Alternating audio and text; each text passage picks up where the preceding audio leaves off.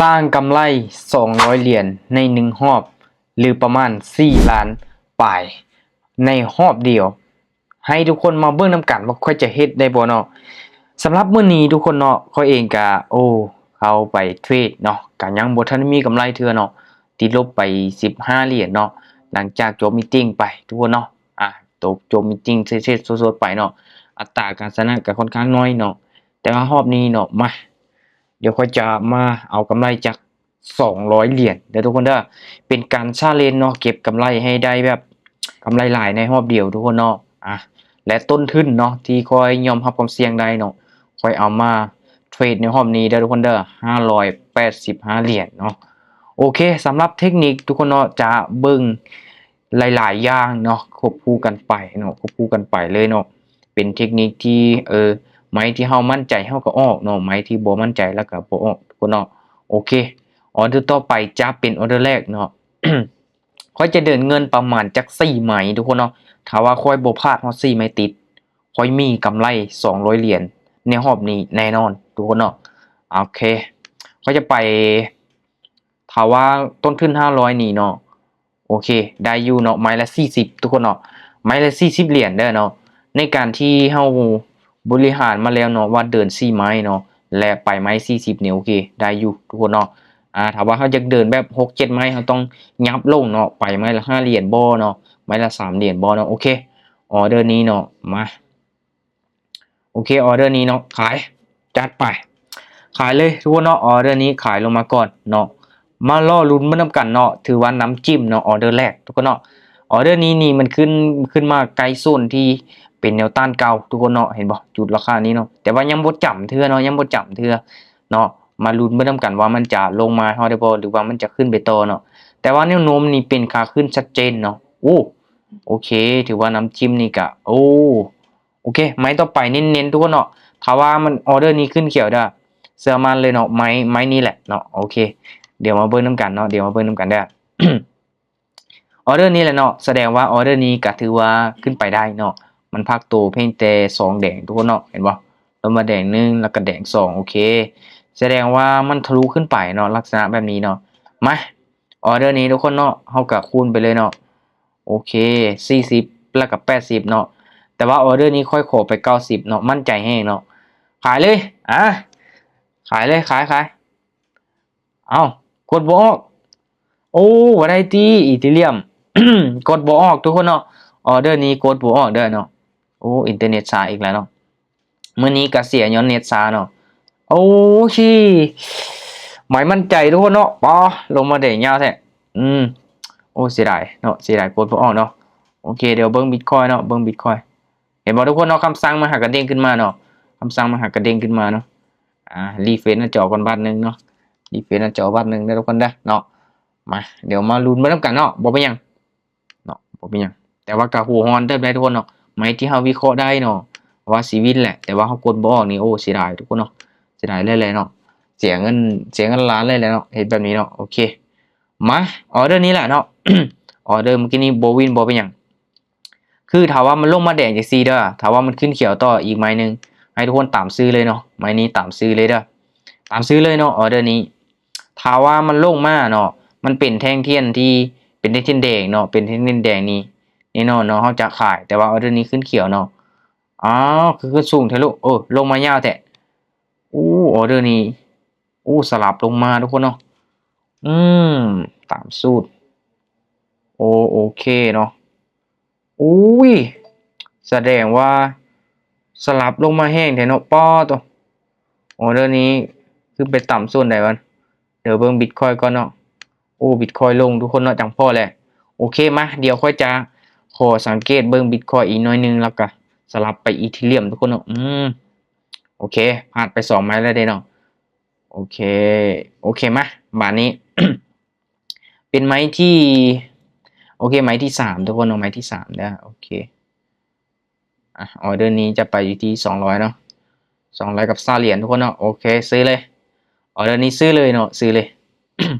เพราะว่าอย่างเนาะตามที่ผ่านมาทุกคนเนาะมันสลับมา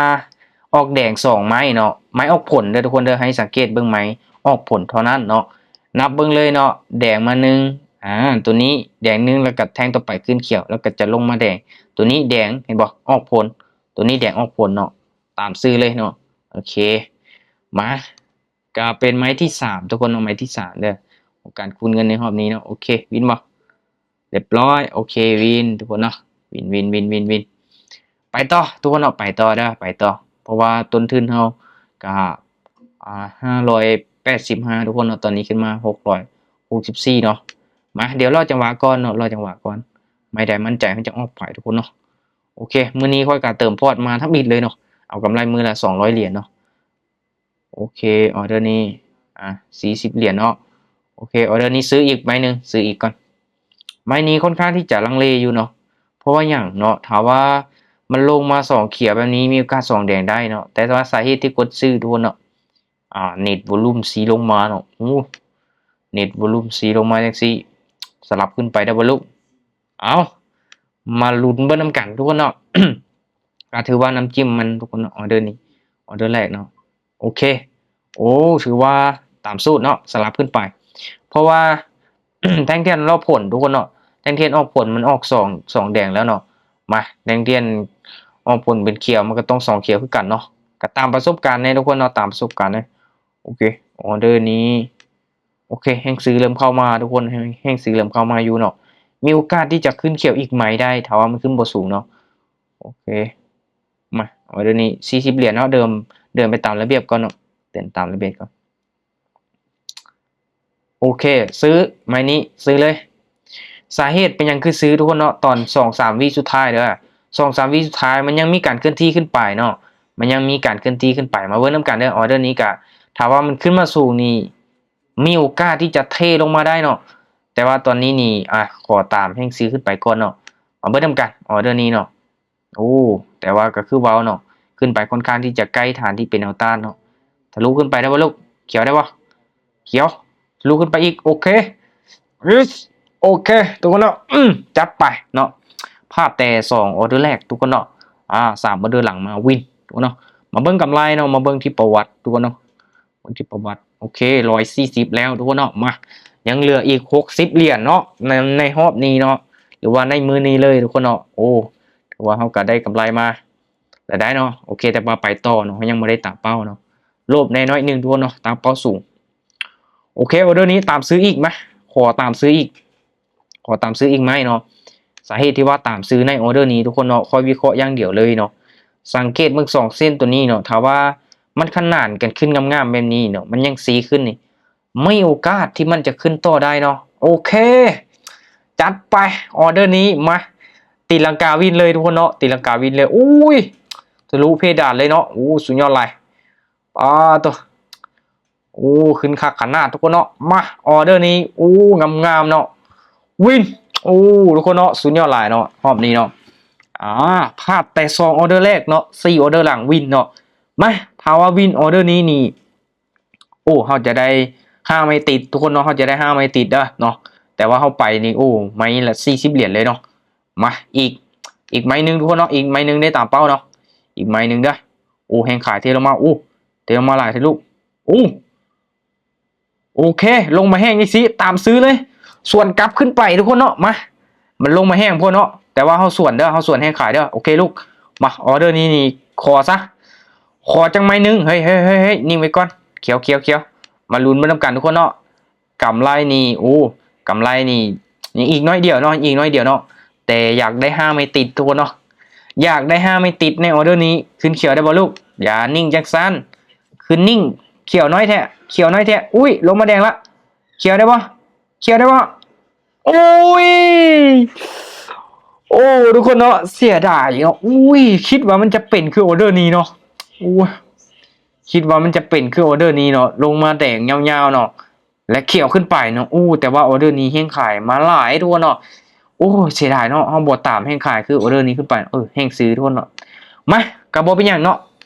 ก็ถือว่ามีกำไรบ่ได้5ไม่ติดซ้ำเนาะ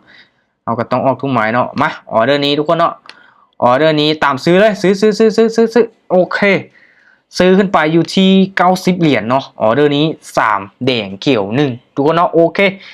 งามหลายเด้อทุกคนเด้องามหลายเด้อมาออเดอร์นี้นี่ถือว่า ได้นี่กำไรตามเป้าเลยทุกคนเนาะมาเดี๋ยวมาลุ้นมาน้ำกันเนาะนิ่งไว้เด้อลูกนิ่งไว้เด้อ3 แดงเขียว1ทุกคนเนาะได้ออเดอร์นี้เฮาตามเป้าเลยสำหรับมื้อนี้เนาะกำไร200เหรียญของเฮาอย่าเด้อนิ่งไว้เด้อนิ่งไว้นิ่งไว้โอเคมั่นใจมาจังใดก็ต้องวินออเดอร์นี้จัดไปทุกคนเนาะ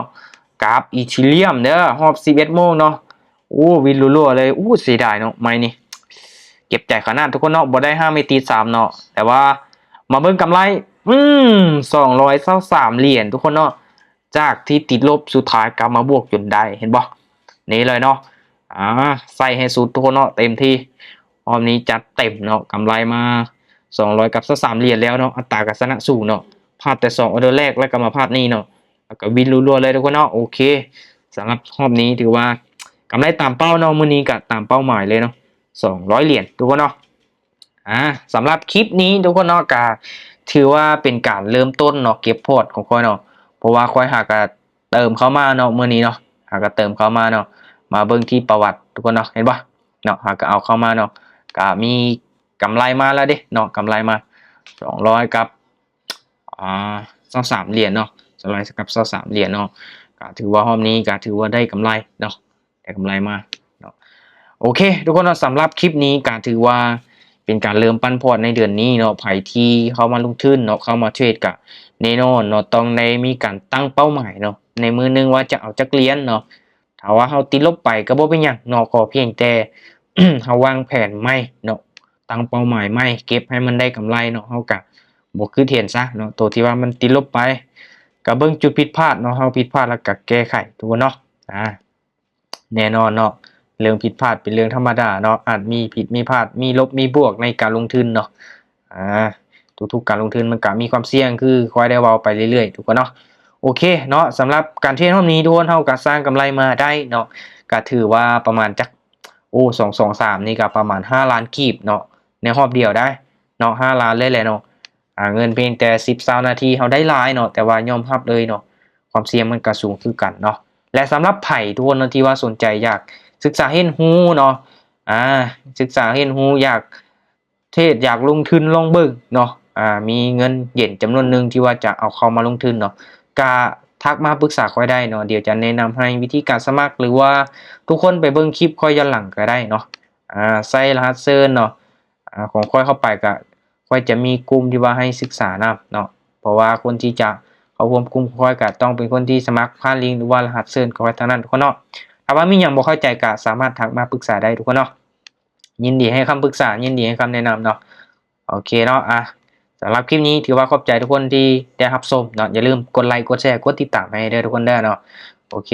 เจอกันใหม่ในคลิปต่อไปทุกคนบ๊ายบาย